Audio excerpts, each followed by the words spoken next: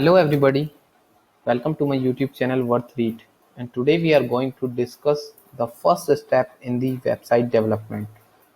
So start करते हैं इस वीडियो को। हम बहुत ही सिंपल लैंग्वेज में इसको समझेंगे। इसमें क्या क्या स्टेप्स होते हैं, क्या क्या टर्म्स होती हैं और कैसे पूरे कॉन्फ़िगरेशन होता है, ये सब हम बहुत ही सिंपल लैंग्वेज में समझेंगे। सो इसमें सबसे पहले टर्म आती है हमारा डोमेन। सेकंड टर्म हमारी आती है इसमें hosting. So this is the first step. हमारा सेटअप करने का ये पहला स्टेप होता है डोमेन और होस्टिंग का। उसके बाद कहीं हम वेबसाइट डेवलपमेंट की बात करते हैं। तो पहले हम आज इस वीडियो में सिर्फ यही टॉपिक कवर करेंगे कि डोमेन क्या होता है, होस्टिंग क्या होती है और फिर हम इनको मैप कैसे करते हैं। So first domain. डोमेन क्या होता है? बेसिकली अगर मैं सिंपल टर्म में बोलूँ तो डोमेन जो है वो हमारी एक आइडेंटिटी होती है हमारे इंटरनेट पे। इसको और सिंपल करते हैं, जैसे हमारी फिजिकल लोकेशन होती है, फिजिकल लोकेशन में जैसे एक एड्रेस होता है ऐसे ही हम इसको कह सकते हैं कि इंटरनेट पे एक एड्रेस होता है डोमेन। बेसिकली इंटरनेट पे सब चीज़ आईपी के थ्रू चलती हैं, लाइक 192.168 समथिंग समथिंग। बट ये रिमेंबर रख करना और इसको यूज़ करना डिफ़िकल्ट है, तो इसलिए हम इसको सिंपल करने के लिए नेम में कन्वर्ट करते हैं। Name like godaddy.com, google.com, like this. So ये आईपी को ही हम एक नेम से मैप कर देते हैं और हम उसे कहते हैं डोमेन।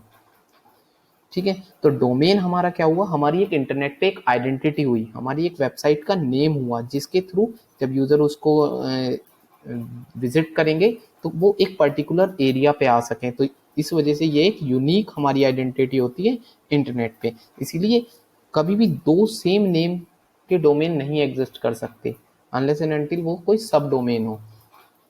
सो ये तो हुई हमारी डोमेन की बात। हमारा डोमेन हो गया कि हमारी एक आइडेंटिटी होती है इंटरनेट पर। अब होस्टिंग क्या है? This is the second term. अब हमने एक आइडेंटिटी तो हो गई हमारे इंटरनेट पे, लाइक एक फिजिकल लोकेशन पे एड्रेस तो हो गया हमारा, लेकिन होस्टिंग क्या होती है?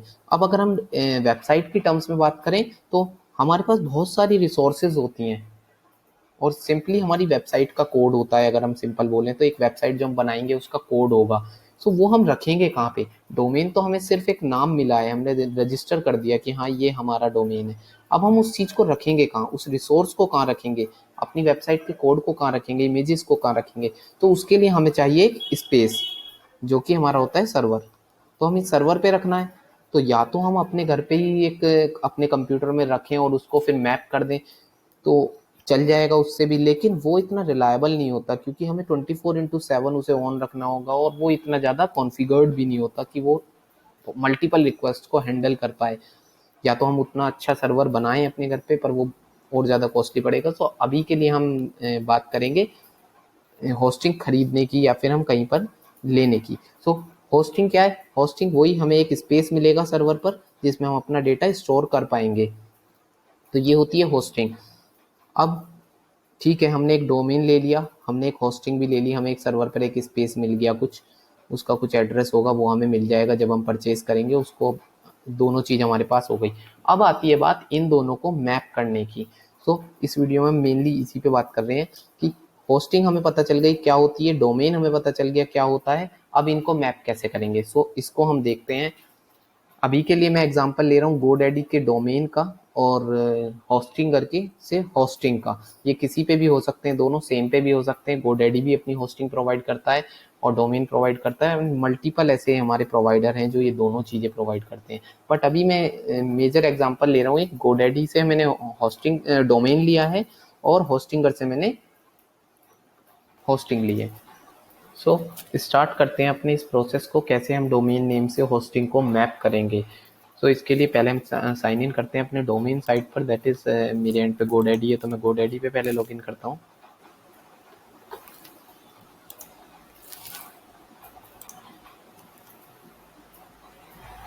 ओके, सो यहाँ पे हमारे प्रोडक्ट्स लिस्ट होंगे, जो जितने भी हमने इसके थ्रू खरीद रखे हैं, जो भी परचेज किए हैं, मल्टीपल डोमेन हो सकते हैं, जो भी हमने इससे लिया हुआ है। सो उसमें से हमें डोमेन्स में जाना है, जिस भी डोमेन को हमें मैप करना है उसके हम क्या करेंगे, डोमेन नेम सर्वर पर क्लिक करेंगे।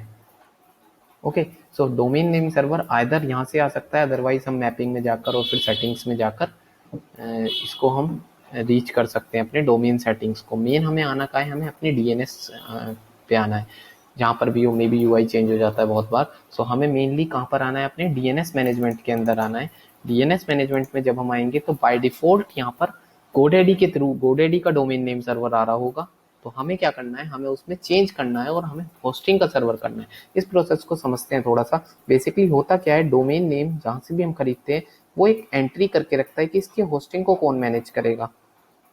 बाय डिफॉल्ट GoDaddy अपना डाल के रखता है उसमें, बट अगर हम GoDaddy से ही होस्टिंग लेते हैं तो हमें कोई चेंजेस नहीं करने पड़ेंगे। लेकिन अगर हमने होस्टिंग कहीं और से लिए तो हमें आके यहाँ पे चेंज करना होगा कि नहीं, हमें GoDaddy की होस्टिंग से नहीं, हमें मैप करना है इसे जिस भी होस्टिंग से हमने लिया है उससे। सो वो होता क्या है, वो होता है हमारा नेम सर्वर।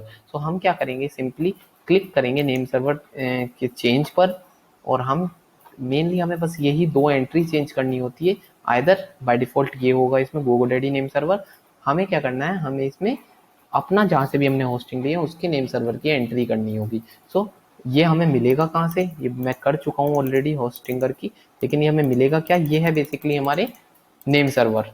तो ये हमें मिलेगा कहाँ, ये हम अपने होस्टिंग पे जाएंगे, वहाँ पे हम लॉगिन करेंगे।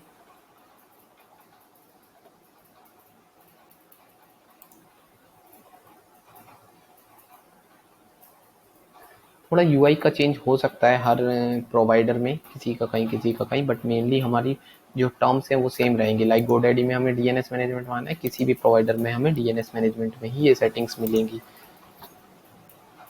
सिमिलरली हमें नेम सर्वर कहाँ पे मिलेगा, हमें होस्टिंग जो भी प्रोवाइड कर रहे हैं हम उसके लॉगिन करेंगे उसके वेबसाइट पर, और हम सर्च करेंगे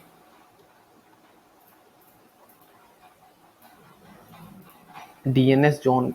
ये नेम चेंज हो सकते हैं, डीएनएस जोन एडिटर हो सकता है, या फिर तुम्हारा नेम सर्वर की ही मेन्यू वहाँ तुम्हें मिल सकता है सेटिंग्स में। बेसिकली हमें आना कहाँ पर है, हमें यहाँ पर नेम सर्वर में ही आना है। सो यहाँ से हम क्या करेंगे, इसको कॉपी करेंगे नेम सर्वर को।